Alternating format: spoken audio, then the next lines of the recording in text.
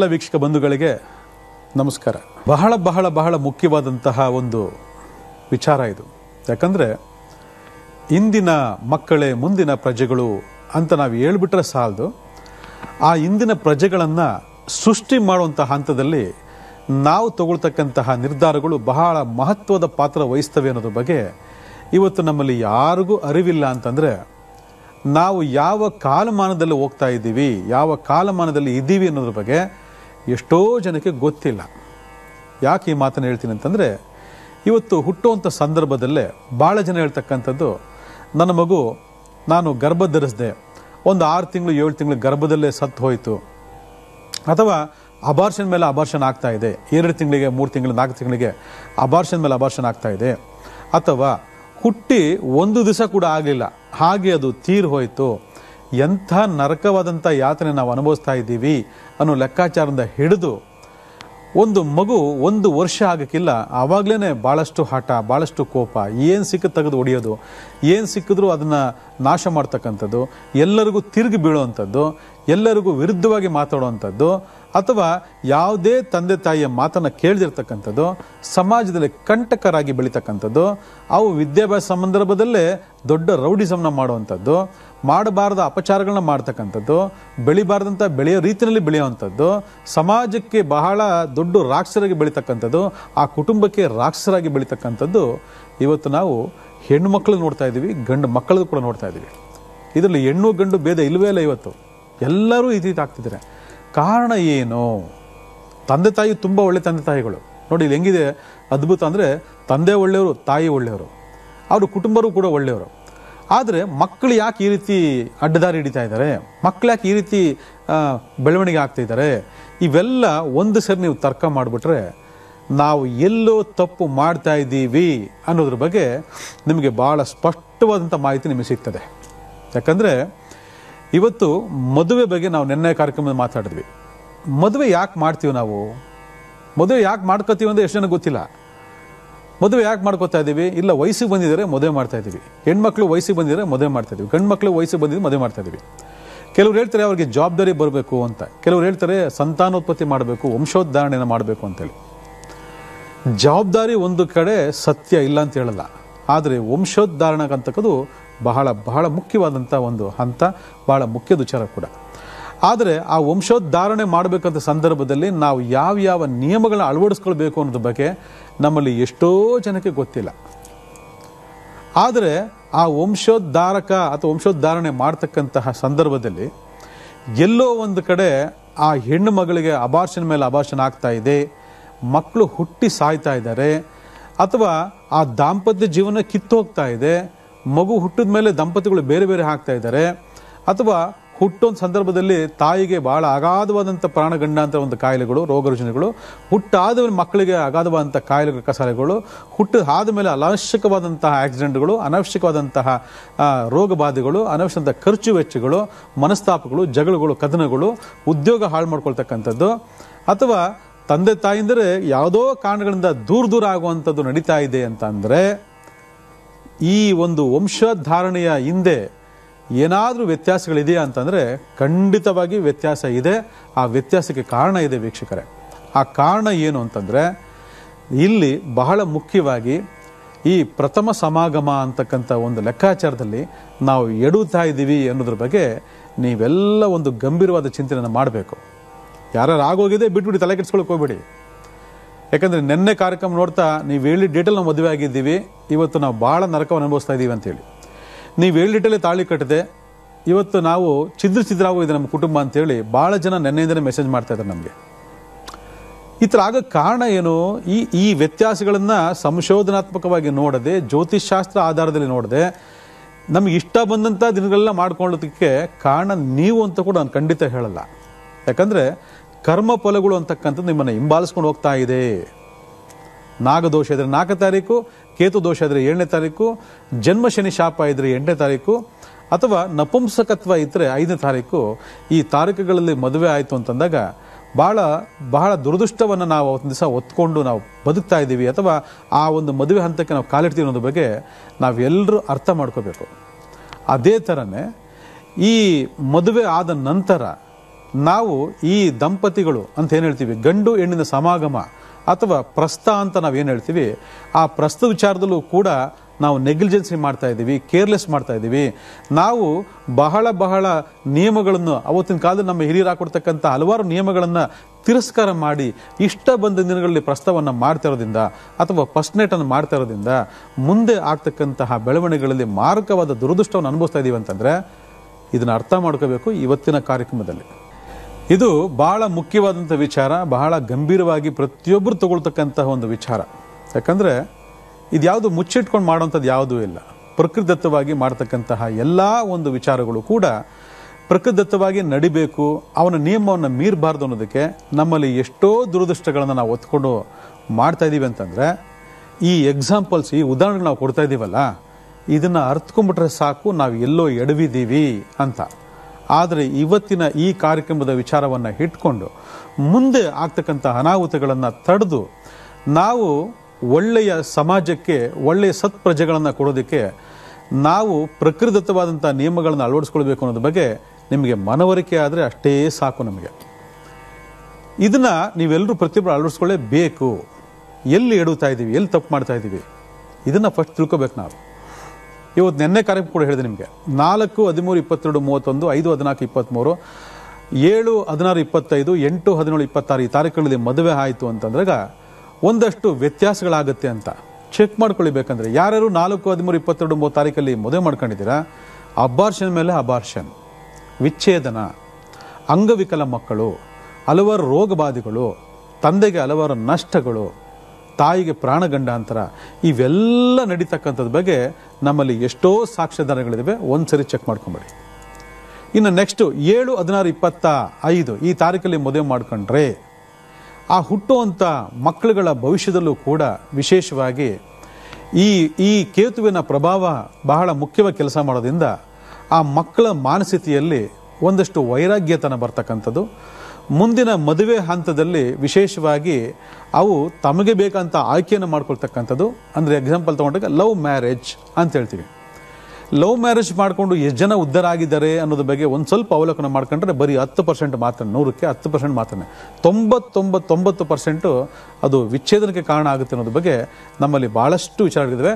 ಆದರೆ ಅದು ಯಾಕಾಗುತ್ತೆ ಅಂದರೆ ಈ 7, 16, 25 ತಾರೀಕಲ್ಲಿ ಮದುವೆ ಮಾಡ್ಕೊಂಡಾಗ ಮಾತ್ರ. ಯಾಕಂದರೆ ಅವು ಸ್ವಯಂ ನಿರ್ಧಾರಗಳನ್ನು ತಗೊಳ್ತಕ್ಕೆ ಈ ಒಂದು ಸಂಖ್ಯೆ ಅವಿಗೆ ಪ್ರೇರೇಪಣೆ ಮಾಡ್ತವೆ.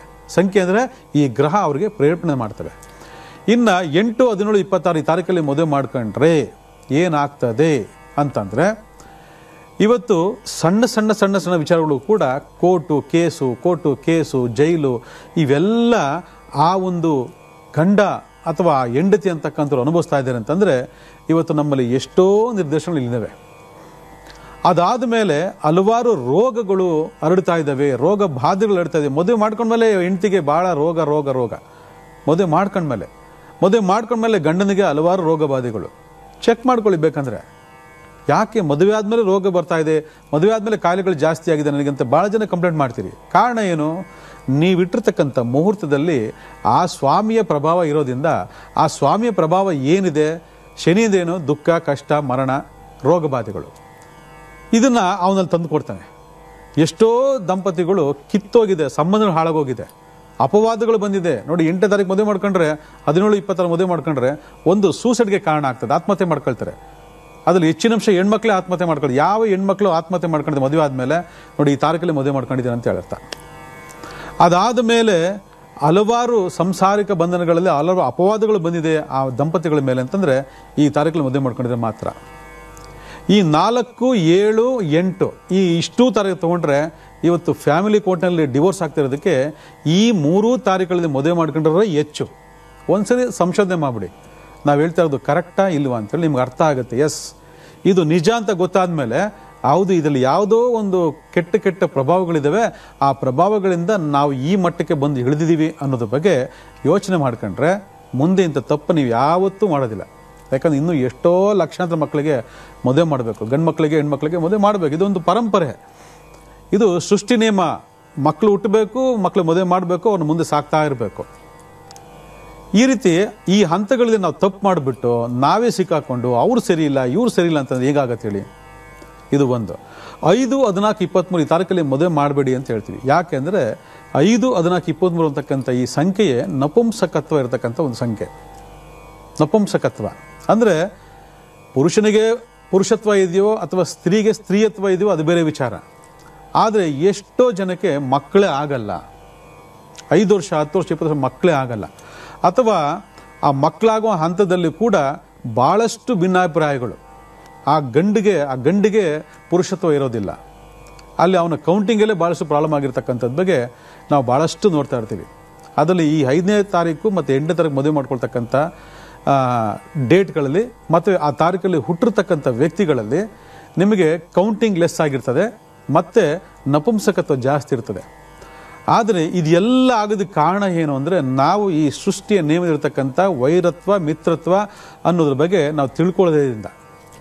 ಅದರಿಂದ ಇವತ್ತು ಒಂದು ಹೆಣ್ಣು ಗಂಡು ಮದುವೆ ಆದಮೇಲೆ ಗರ್ಭಧಾನ, ವಂಶೋದ್ಧಾರಣೆ ಆಗಬೇಕು ಅಂತಕ್ಕಂಥ ಲೆಕ್ಕ ತಗೊಂಡಾಗ ಆವತ್ತಿನ ಕಾಲದಿಂದ ಕೂಡ ಈ ಫಸ್ಟ್ ನೈಟ್ ಅನ್ನೋದ್ರ ಬಗ್ಗೆ ಒಂದು ಮುಹೂರ್ತ ನಿಗದಿ ಮಾಡ್ತಿದ್ರು. ಆದರೆ ಇವತ್ತು ಶನಿವಾರ ಮದುವೆ ಮಾಡ್ಕೊಂಡ್ರೆ, ಮಂಗಳವಾರ ಮದುವೆ ಮಾಡ್ಕೊಂಡ್ರೆ ಭಾಳ ತೊಂದರೆ ಆಗುತ್ತೆ ಅನ್ನೋದ್ರ ಬಗ್ಗೆ ನಾವು ಹೇಳ್ತಿದ್ರು ಕೂಡ 4ನೇ ತಾರೀಕು, 7ನೇ ತಾರೀಕು, 8ನೇ ತಾರೀಕು, 5ನೇ ತಾರೀಕು ಮದುವೆ ಮಾಡ್ಕೊಂಡು ತೊಂದರೆ ಆಗುತ್ತೆ ಅನ್ನೋದು ಕೂಡ ಇವತ್ತು ಭಾಳ ಜನ ಏನು ಮಾಡ್ತಾರೆ, ಮದುವೆ ದಿನನೇ ಫಸ್ಟ್ ನೈಟ್ ಮಾಡಿಬಿಡ್ತಾರೆ. ಶನಿವಾರ ಮದುವೆ ಮಾಡಿದ್ರೆ ಅವತ್ತೇ ಸಂಜೆನೇ ಫಸ್ಟ್ ನೈಟ್, ಮಂಗಳವಾರ ಮಾಡಿದ್ರೆ ಅವತ್ತಿನ ನೈಟೇ ಫಸ್ಟ್ ನೈಟ್. ಇಂತಹ ಅನಾಹುತಗಳನ್ನೆಲ್ಲ ಮಾಡ್ತಾರಿಂದ, ಅಪಚಾರಗಳನ್ನ ಮಾಡ್ತಾರಿಂದ ಆಯಾ ಅಶುಭಕಾರಕ ಗ್ರಹಗಳ, ಅಶುಭಕಾರಕ ನಕ್ಷತ್ರಗಳ ಒಂದು ಪ್ರಭಾವಗಳು ಆ ದಂಪತಿಗಳ ಸಮಾಗಮದ ಮೇಲೆ ಪ್ರಭಾವ ಕೆಲಸ ಮಾಡ್ತಾರದಿಂದ ಆ ಸಮಾಗಮದಿಂದ ಹುಡ್ತಕ್ಕಂಥ ಮಕ್ಕಳುಗಳಲ್ಲಿ ಈ ದೋಷಗಳು ಫಾಲೋ ಮಾಡ್ತಾರಿಂದ ಅಥವಾ ಹಿಂಬಾಲಿಸ್ತಾ ಇರೋದ್ರಿಂದ ಇವತ್ತು ಅಬಾರ್ಷನ್ ಮೇಲೆ ಅಬಾರ್ಷನ್ಗಳು, ಹೊಟ್ಟೆಲೆ ಮಗು ಸಾಯ್ತಕ್ಕಂಥದ್ದು, ಅಥವಾ ಹುಟ್ಟಿ ಒಂದಿನಕ್ಕೆ ಸಾಯ್ತಕ್ಕಂಥದ್ದು, ಅಥವಾ ರೋಗ ಬಾಧೆ ಸಾಯ್ತಕ್ಕಂಥದ್ದು, ಅಥವಾ ಆ ಪ್ರಭಾವಕ್ಕೆ ಒಳಗಾಗಿರ್ತಕ್ಕಂಥ ಮಕ್ಕಳುಗಳಲ್ಲಿ ಆ ನಿಜವಾದಂಥ ಗುಣನಡತೆಗಳಲ್ಲಿ ವ್ಯತ್ಯಾಸ ಆಗ್ತಕ್ಕಂಥದ್ದು, ರಾಕ್ಷಸ ಪ್ರವೃತ್ತಿಗಳಲ್ಲಿ ಹುಟ್ಟತಕ್ಕಂಥದ್ದು, ರಾಕ್ಷಸ ಪ್ರವೃತ್ತಿಗಳಲ್ಲಿ ಬೆಳೀತಕ್ಕಂಥದ್ದು, ಸಮಾಜಕ್ಕೆ ಕಂಟಕರಾಗಿ ಬೆಳೀತಕ್ಕಂಥದ್ದು ಬಗ್ಗೆ ನಾವು ಎಲ್ಲೂ ಗಮನಿಸ್ತಾ ಇಲ್ಲ ಅಂತಂದರೆ ನೋಡ್ಕೊಳ್ಳಿ ವೀಕ್ಷಕರೇ, ಈ ತಾರೀಖುಗಳಲ್ಲಿ ಏನು ನಡೆದಿದೆ ಅನ್ನೋದ್ರ ಬಗ್ಗೆ. ಯಾಕಂದರೆ ಪ್ರತಿಯೊಂದು ಮನೆಯಲ್ಲೂ ಕೂಡ ಇದು ಭಾಳ ಮುಖ್ಯವಾದಂಥ ಒಂದು ಭಾಗ ಆಗಬೇಕು. ಯಾಕಂದರೆ ನೀವು ಮದುವೆ ಮಾಡ್ಕೊಂಡಿದ್ದೀರಿ, ನಿಮ್ಗೊಂದಷ್ಟು ಜನ ಮಕ್ಕಳಾಗ್ತಾರೆ, ಆ ಮಕ್ಕಳಿಗೆ ಮದುವೆ ಮಾಡಬೇಕು. ಪಾಪ ನಿಮ್ಮ ಒಂದು ಕಾಲಮಾನದಲ್ಲಿ ಇದು ಹೇಳುವಂಥ ಯಾರು ಇರಲಿಲ್ಲ. ಆದರೆ ನಿಮ್ಮ ಮಕ್ಕಳು ಅದೃಷ್ಟವಂತರು, ಇವತ್ತು ಹುಟ್ಟುವಂಥ ಪ್ರತಿಯೊಂದು ಮಕ್ಕಳು ಅದೃಷ್ಟವಂತರು. ಯಾಕೆ ಮೊದಲನೇ ಭಾಗದಲ್ಲಿ ನಾವು ಹೇಳ್ತೀವಿ ನೋಡಿ, ಈ ಥರ ಇದು ಈ ಥರ ಆಗುತ್ತೆ ಅಂತೇಳಿ. ಆಗ ಇನ್ನು ಮುಂದೆ ಆದರೂ ಇದನ್ನು ಪರಿವರ್ತನೆ ಮಾಡ್ಕೊಳ್ಳೋದಕ್ಕೆ ಜ್ಯೋತಿಷ್ಯ ಸಂಖ್ಯಾಶ ಆಧಾರದಲ್ಲಿ ನೀವು ಇದನ್ನೆಲ್ಲ ಮಾಡ್ಕೋಬೇಕು. ಇದನ್ನು ಫಸ್ಟು ನೋಡ್ಕೊಳ್ಳಿ. ಯಾಕಂದರೆ ಎಲ್ಲಿ ಮೋಸ ಹೋಗ್ತಾ ಇದ್ದೀವಿ, ಎಲ್ಲಿ ನಾವು ಈ ಸಂಸ್ಕಾರಗಳನ್ನು ಮರಿತಾ ಇದ್ದೀವಿ ಅನ್ನೋ ಆಧಾರದ ಮೇಲೆ ನಮ್ಮ ಸೃಷ್ಟಿ ನಡೆಯುತ್ತೆ ನಮ್ಮ ಕುಟುಂಬದಲ್ಲಿ ಅಂತಂದರೆ ಅದು ಭಾಳ ಮುಖ್ಯವಾದಂಥ ವಿಚಾರ. ಇದನ್ನು ನೋಡ್ಕೊಳ್ಳಿ. ಇದು ಒಂದು ಲೆಕ್ಕಾಚಾರ ನಮ್ಮಲ್ಲಿ ವಿಶೇಷ ನಡೀತಾ ಇರೋದ್ರಿಂದನೇ ಇವತ್ತು ಈ ಪ್ರಸ್ತ ಅಂತಕ್ಕಂಥ ಒಂದು ಭಾಗವನ್ನು ಭಾಳ ಮುಖ್ಯವಾದಂಥ ಲೆಕ್ಕಾಚಾರದಲ್ಲಿ ನೋಡಿ ಮಾಡ್ಕೋಬೇಕು. ಈ 1, 10, 19 ಮತ್ತು 2, 11, 20 ಮತ್ತು 6, 15, 24, 3, 12, 21, 30 ಈ ತಾರೀಕುಗಳಲ್ಲಿ ವಿಶೇಷವಾದಂತಹ ಕೆಲವು ಶುಭಕಾರಕ ನಕ್ಷತ್ರಗಳನ್ನು ಇಟ್ಕೊಂಡು ಬರ್ತ್ ನಂಬರ್ ಮತ್ತು ಫ್ಯೂಚರ್ ನಂಬರ್ನು ಕೂಡ ಕರೆಕ್ಟಾಗಿ ಪರಿಗಣನೆ ತೆಗೆದುಕೊಂಡು ನಾವು ಆ ಮುಹೂರ್ತದಲ್ಲಿ ಮಕ್ಕಳಿಗೆ ಮದುವೆಯನ್ನು ಮಾಡಬೇಕು. ಆ ಮದುವೆಯನ್ನು ಮಾಡಿದಾದ್ಮೇಲೆ ಇದೇ ಥರ ಒಂದು ಮುಹೂರ್ತವನ್ನು ಫಸ್ಟ್ ನೈಟ್ಗೆ ಪ್ರಸ್ತಕ್ಕೂ ಕೂಡ ನಾವು ಫಿಕ್ಸ್ ಮಾಡಬೇಕು. ಇದು ನೆನ್ಪಿಟ್ಕೊಳ್ಳಿ. ಒಂದು ಒಳ್ಳೆಯ ಕುಟುಂಬದ, ಒಂದು ಒಳ್ಳೆಯ ವಂಶೋದ್ಧಾರಕ್ಕೆ ಕಾರಣ ಆಗುತ್ತೆ ಅಂತಂದರೆ ಇದು ಎಷ್ಟೋ ಕುಟುಂಬಗಳಲ್ಲಿ ನಡೆದಿದೆ ಕೂಡ. ನಡೆದಿರೋದು ಯಾವುದೂ ಇಲ್ಲ, ನಡೆದಿದೆ. ಆದರೆ ಈ ಆಧುನಿಕ ಭರಾಟೆಯಲ್ಲಿ ನಾವೇನು ಮಾಡ್ತಿದ್ದೀವಿ, ಎಡುತ್ತಾ ಇದ್ದೀವಿ. ಜವಾಬ್ದಾರಿ ಕಳ್ಕೋಬೇಕು, ಮೊದಲು ಇಲ್ಲಿಂದ ಎಲ್ಲ ಮುಗಿಬೇಕು ಅನ್ನೋ ಲೆಕ್ಕಾಚಾರಕ್ಕೆ ಇದನ್ನೆಲ್ಲ ಮರಿತಾ ಇರೋದ್ರಿಂದ ಸಮಾಜ ಕಂಟಕ ಆಗ್ತಕ್ಕಂಥ ಹಲವಾರು ವಿಚಾರಗಳು ನಮ್ಮ ಕುಟುಂಬ ನಡೀತಾ ಇದೆ. ಪ್ರಥಮ ಸಮಾಗಮ ಅಂತಕ್ಕಂಥದ್ದು ಮುಂದಿನ ಸತ್ಪ್ರಜೆಗಳನ್ನು ನಾವು ಬೆಳೆಸ್ತಕ್ಕಂತಹ ಅಥವಾ ಸೃಷ್ಟಿ ಮಾಡ್ತಕ್ಕಂತಹ ಮುಖ್ಯ ಭಾಗವಾಗಿ ಕೆಲಸ ಮಾಡ್ತಿದೆ ಅಂತಂದರೆ ನಾವು ಇವತ್ತು ಸತ್ಪ್ರಜೆಗಳು ಪ್ರಜಾಪ್ರಭುತ್ವದಲ್ಲಿ ಇದೆಯಾ ಅನ್ನೋದ್ರ ಬಗ್ಗೆ ಯೋಚನೆ ಮಾಡಿದಾಗ 90% ಇಲ್ಲ ಅಂತಲೇ ಹೇಳ್ಬೋದು. ಯಾಕಂದರೆ ಆ ರೀತಿ ಒಂದು ಪರಿಸ್ಥಿತಿ ನಾವು ಮಾಡ್ಕೊಂಡ್ಬಿಟ್ಟಿದ್ದೀವಿ. ಆದರೆ ಇಲ್ಲಿ ಈ ಮೊದಲ ಹಂತವನ್ನು ನೀವು ಗಮನಿಸ್ಕೊಂಡ್ರೆ ಆಸ್ಟ್ರೋ ನ್ಯೂಮರಾಲಜಿ ಪ್ರಕಾರ ವಿಶೇಷವಾಗಿ ಈ 4, 13, 22, 31, 8, 17, 26, 7, 16, 25 ಮತ್ತು 5, 14, 23 ಈ ತಾರೀಖುಗಳನ್ನು ವರ್ಜಿಸಿ, ನಿಷೇಧಿಸಿ. ಇದು ಒಂದು. ಅದಾದಮೇಲೆ ವಿಶೇಷವಾಗಿ ಅಶ್ವಿನಿ, ಭರಣಿ, ಆಶ್ಲೇಷ, ಮಕ ನಕ್ಷತ್ರ, ಮೂಲ ನಕ್ಷತ್ರ, ಜ್ಯೇಷ್ಠ ನಕ್ಷತ್ರ, ಆರಿದ್ರ ನಕ್ಷತ್ರ, ಶತತಾರ ಈ ನಕ್ಷತ್ರಗಳನ್ನು ವರ್ಜಿಸಿ. ಇವತ್ತು ಒಂದು ಪ್ರಥಮ ಋತುಮತಿ ಆದ ಮೇಲೆ ಅಥವಾ ಋತುಮತಿ ಆದಂತಹ 16 ದಿನಗಳು ಗರ್ಭಧಾರಣೆಗೆ ಬಹಳ ಶ್ರೇಷ್ಠವಾದ ದಿನಗಳು. ಅದರಲ್ಲಿ ಮೊದಲ 4 ದಿನಗಳನ್ನು ಹೊರತುಪಡಿಸಿ ಮುಂದಿನ 10 ದಿನಗಳ ಕಾಲ ಬರ್ತಕ್ಕಂತಹ ಅಷ್ಟಮಿ, ಅಮಾವಾಸ್ಯೆ, ತ್ರಯೋದಶಿ, ಚತುರ್ದಶಿ ಈ ಥರ ಕೆಲವೊಂದು ತಿಥಿಗಳನ್ನು ಆಧರಿಸಿ ಸಮಾಗಮ ಮಾಡ್ತಕ್ಕಂಥದ್ದನ್ನು ನಿಷೇಧಿಸಿ. ನೋಡಿ, ಒಂದೊಂದು ಪಾಯಿಂಟ್ಗಳನ್ನು ಬರೆದಿಟ್ಕೊಳ್ಳಿ. ನಿಷೇಧಿಸಿ ಅಂದಮೇಲೆ ನಿಷೇಧ ಮಾಡಿಬಿಡ್ಬೇಕು, ಅದ್ರಲ್ಲಿ ಮಾಡಬಾರ್ದು. ಒಂದು. ಎರಡನೇದು, ಆ ಹೆಣ್ಣು ಯಾವುದಾದ್ರೂ ವ್ರತಗಳನ್ನು ಮಾಡ್ತಿದ್ದ ವ್ರತಗಳನ್ನು ಮಾಡಿದ ಸಂದರ್ಭದಲ್ಲಿ ದೈವ ಸಂಕಲ್ಪವನ್ನು ಮಾಡಿಕೊಂಡು ವ್ರತಾಚರಣೆ ಮಾಡೋ ಸಂದರ್ಭದಲ್ಲಿ ಯಾವುದೇ ಕಾರಣಕ್ಕೂ ಸಮಾಗಮ ಏರ್ಪಾಡು ಮಾಡಬೇಡಿ.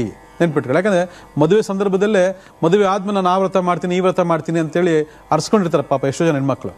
ಅಂಥ ಸಂದರ್ಭದಲ್ಲಿ ಯಾರೋ ಹೇಳಿದ್ರು ಈ ಟೈಮ್ ತುಂಬ ಚೆನ್ನಾಗಿದೆಯಂತೆ, ಬಹಳ ಅದ್ಭುತ ಮುಹೂರ್ತ ಅಂತೇಳಿ ಆ ಒಂದು ಮುಹೂರ್ತ ಮಾಡಿದಾಗ ಅಲ್ಲಿ ವ್ರತ ದೋಷಗಳು ಬರ್ತದೆ. ನೆನ್ಪಿಟ್ಕೊಳ್ಳಿ. ವ್ರತ ದೋಷ ಬಂತು ಅಂದರೆ ಘನಘೋರವಾಗಿರ್ತಕ್ಕಂಥ ದೋಷ, ಜ್ಞಾಪಕ ಇಟ್ಕೊಳ್ಳಿ. ಗಂಡನಿಗೆ ಶ್ರೇಯಸ್ಸಲ್ಲ, ಗಂಡಿಗೆ ಭಾಳ ಶ್ರೇಯಸ್ಸಲ್ಲ, ನೆನ್ಪಿಟ್ಕೊಳ್ಳಿ.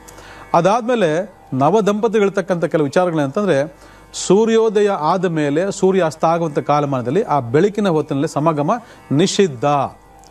ಯಾಕೆ? ಈ ಹಗಲು ಹೊತ್ತಿನ ಸಮಾಗಮ ಆಗಿ ಹುಡ್ತಕ್ಕಂಥ ಮಕ್ಕಳುಗಳಿಗೆ ಬಾಲಾರಿಷ್ಟ ದೋಷಗಳು ಬರ್ತದೆ. ನೆನ್ಪಿಟ್ಕೊಳ್ಳಿ.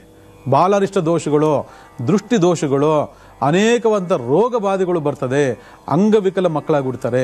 ನೆನ್ಪಿಟ್ಕೊಳ್ಳಿ. ಇವೆಲ್ಲ ಬಹಳ ಬಹಳ ಬಹಳ ಬಹಳ ಬಹಳ ಇಂಪಾರ್ಟೆಂಟ್ ವ್ಯಕ್ತಿಗಳು. ಆಮೇಲೆ ಅಮಾವಾಸ್ಯೆ ದಿನಗಳಲ್ಲಿ, ಪೌರ್ಣಮಿ ದಿನಗಳಲ್ಲಿ, ಗ್ರಹಣ ಕಾಲಗಳಲ್ಲಿ ಸಮಾಗಮ ನಿಷಿದ್ಧ, ಬರೆದಿಟ್ಕೊಳ್ಳಿ. ಈ ರೀತಿ ಹಲವಾರು ವಿಚಾರಗಳನ್ನು ನಾವು ನೋಡಿಕೊಂಡಾಗ ನಾವು ಮಕ್ಕಳು ಬೇಕು ಅಥವಾ ಮಕ್ಕಳು ಬೇಕು ಅಂತ ನಾವು ಪ್ರಸ್ತಾವ ಮಾಡ್ತೀವೋ, ಅಥವಾ ಅದೊಂದು ಕರ್ತವ್ಯ ಅಂತ ಮಾಡ್ತೀವೋ, ಅಥವಾ ಅದೊಂದು ಜವಾಬ್ದಾರಿ ಮುಗಿಸ್ಕೋಬೇಕು ಅಂತ ಮಾಡ್ತೀವೋ, ಮಾಡಿದ ತಕ್ಷಣ ಅದು ಮುಗಿದು ಹೋಗಲ್ಲ.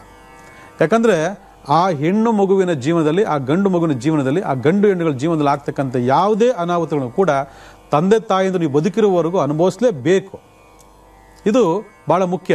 ಇವತ್ತು ನಾನು ಏನೋ ಮಾಡಿ ತಪ್ಪಿಸ್ಕೊಂಡ್ಬಿಟ್ಟೆ ಅಂತಕ್ಕಂಥ ನಿರಾಳ ನಿಮಗಾಗ್ಬೋದು, ಆದರೆ ಮುಂದೆ ಆಗ್ತಕ್ಕಂಥ ಅನಾಹುತಗಳಿಗೆ ನೀವೇ ಬಾಧ್ಯತೆ ಆಗ್ತೀರಾ, ನೀವೇ ಅದು ಜವಾಬ್ದಾರಿ ಹೊತ್ಕೋಬೋಗ್ತೀರಾ. ಅಲ್ಲಿ ಏನೋ ವ್ಯತ್ಯಾಸ ಆಯಿತು ಹೆಣ್ಮಗಳಿಗೆ ಅಂದರೆ ಹೆಣ್ಮಗಳು ಸೀದಾ ಮನೆಗೆ ಬರ್ತಾಳೆ. ಆವಾಗ ಅದು ಅನುಭವಿಸ್ಬೇಕಾರೆ ಯಾರು? ನೀವೇ. ಕೋರ್ಟು ಕಚೇರಿ ಸ್ಟೇಷನ್ ಅಂತ ಹೋದಾಗ ಅನುಭವಿಸ್ಬೇಕಾರೆ ಯಾರು? ನೀವೇ. ಅಥವಾ ಏನೋ ಒಂದು ಡೆತ್ತೆ ಆಗೋಯ್ತು, ಅದನ್ನು ಅನುಭವಿಸ್ಬೇಕಾರೆ, ಆ ನರಕ ಅನುಭವಿಸ್ಬೇಕಾರೆ ಯಾರು? ನೀವೇ. ಇವೆಲ್ಲ ಯೋಚನೆ ಮಾಡಿಕೊಂಡು ನಮ್ಮ ಈ ಒಂದು ಸೃಷ್ಟಿಯಲ್ಲಿ ಪಂಚಭೂತಗಳಿಗೆ ಒಂದು ಕಂಡ್ರೆ ಆಗಲ್ಲ, ನವಗ್ರಹಗಳದ್ದು ಒಂದು ಕಂಡ್ರೆ ಒಂದು ಆಗಲ್ಲ, ನಕ್ಷತ್ರಗಳದ್ದು ಒಂದು ಕಂಡ್ರೆ ಒಂದು ಆಗಲ್ಲ. ವೈರತ್ವ ಮಿತ್ರತ್ವ ಅಂತಕ್ಕಂಥದ್ದು ಇದೆ. ಆ ವೈರತ್ವ ಮಿತ್ರತ್ವ ಅಂತಕ್ಕಂಥದ್ದು ಹಗಲು ರಾತ್ರಿ ಇದ್ದಂಗೆ. ನಾವು ರಾತ್ರಿನಲ್ಲಿ ಸಮಾಗಮ ಮಾಡುವಂಥ ಸಂದರ್ಭದಲ್ಲಿ ಈ ರೀತಿ ಎಲ್ಲ ಗ್ರಹಗಳ ಒಂದು ವೈರತ್ವ, ಪಂಚಭೂತಗಳ ವೈರತ್ವ, ಸೃಷ್ಟಿಯಲ್ಲಿರ್ತಕ್ಕಂಥ 20 ನಕ್ಷತ್ರದ ವೈರತ್ವವನ್ನು ಪರಿಗಣನೆ ತೆಗೆದುಕೊಳ್ಳದೆ ನಾವು ಆ ದಂಪತಿಗಳ ಮಿಲನ ಉತ್ಸವ ಮಾಡಿದ ಸಂದರ್ಭದಲ್ಲಿ ಇವತ್ತು ಹಲವಾರು ಅನಾಹುತಗಳು ಕಾರಣ ಆಗುತ್ತೆ ಅಂತಂದರೆ ಅದಕ್ಕೆ ಕಾರಣ ಪ್ರತಿಯೊಬ್ಬ ತಂದೆ ತಾಯಂದಿರು. ಯಾರು ಮದುವೆ ಮಾಡಿಕೊಡ್ತಾ ಇದ್ದೀರಾ ಅವರೆಲ್ಲ ಅದಿದು. ಯಾಕಂದರೆ ಶನಿವಾರ ಅಂದರೆ ಗೊತ್ತಿಲ್ಲ, ಮಂಗಳವಾರ ಅಂದರೆ ಗೊತ್ತಿಲ್ಲ, ಇದು ಯಾವುದೂ ಗೊತ್ತಿಲ್ಲ, ಯಾವುದಾದ್ರೂ ಟೈಮಲ್ಲಿ ಸಮಾಗಮ ನಡೆಸೋದ್ರಿಂದ ಅಲ್ಲಿಂದ ಸೃಷ್ಟಿಯಾಗ್ತಕ್ಕಂಥ ಅನಾಹುತಿಗಳಿಗೆ ನೀವೇ ಜವಾಬ್ದಾರರು. ಅದರಿಂದ ಇವತ್ತು ನಾವು ಏನನ್ನೇ ಮಾಡಬೇಕಂದ್ರೂ ಕೂಡ ಭಾಳಷ್ಟು ಸಂಸ್ಕಾರಗಳನ್ನು, ಭಾಳಷ್ಟು ನಿಯಮಗಳನ್ನು ನಮ್ಮ ಹಿಂದಿನವರು ಹಾಕ್ಕೊಟ್ಟಿದ್ದಾರೆ. ಅದರಲ್ಲಿ ಭಾಳ ಅದ್ಭುತವಾಗಿರ್ತಕ್ಕಂಥದ್ದು ಸೀಮಂತ, ಪುಂಸವನ, ಅನವಲೋಬನ ಅಂತಕ್ಕಂಥದ್ದು. ಎಷ್ಟು ಜನ ಕೇಳೇ ಇಲ್ಲ, ಈ ವರ್ಡ್ಗಳಲ್ಲೇ ಕೇಳಲ್ಲ. ಅನವಲೋಬನ ಗೊತ್ತೇ ಇಲ್ಲ ಜನಕ್ಕೆ. ಪುಂಸವನ ಅಂದರೆ ಎಷ್ಟು ಜನಕ್ಕೆ ಗೊತ್ತೇ ಇಲ್ಲ. ಅದನ್ನು ನಾಳಿನ ಕಾರ್ಯಕ್ರಮಕ್ಕೆ ಹೇಳ್ಕೊಡ್ತೀನಿ. ಯಾಕಂದರೆ ಒಂದು ಮದುವೆಗೆ ಎಷ್ಟು ಭಾಳ ಅದ್ಭುತವಾಗಿರ್ತಕ್ಕಂಥ ಮುಹೂರ್ತ ಇಟ್ಕೊಳ್ತೀವೋ ಹಾಗೆ ಪ್ರಸ್ತಕ್ಕೂ ಒಂದು ಅದ್ಭುತವಾಗಿರ್ತಕ್ಕ ಮುಹೂರ್ತ ಭಾಳ ಇಂಪಾರ್ಟೆಂಟು. ಪ್ರಸ್ತಕ್ಕೆ ಎಷ್ಟು ಒಳ್ಳೆ ಅದ್ಭುತ ಮುಹೂರ್ತ ಇಡ್ತೀವೋ ಹಾಗೆ ಪುಂಸವನ ಸೀಮಂತಕ್ಕೂ ಒಂದು ಅದ್ಭುತ ಮುಹೂರ್ತ ಇಡಲೇಬೇಕು. ಯಾಕಂದರೆ ಇವೆಲ್ಲ ಭಾಳ ಅದ್ಭುತವಾಗಿರ್ತಕ್ಕಂಥ ಹಿರಿಯರು ಹಾಕೊಡ್ತಕ್ಕಂಥ ಸಂಸ್ಕಾರಗಳು, ನಿಯಮಗಳು, ಪ್ರಕೃತಿ ನಿಯಮಗಳು. ಇದನ್ನು ಮೀರಿದ ಪಕ್ಷದಲ್ಲಿ ಅನಾಹುತ ಕಟ್ಟಿಟ್ಟ ಬುತ್ತಿ. ನೋಡ್ತಾ ಇರಿ. ಮತ್ತಷ್ಟು ಮಾತಾಡ್ತೀನಿ ನಾಳಿನ ಕಾರ್ಯಕ್ರಮದಲ್ಲಿ. ಒಳ್ಳೆಯದಾಗಲಿ.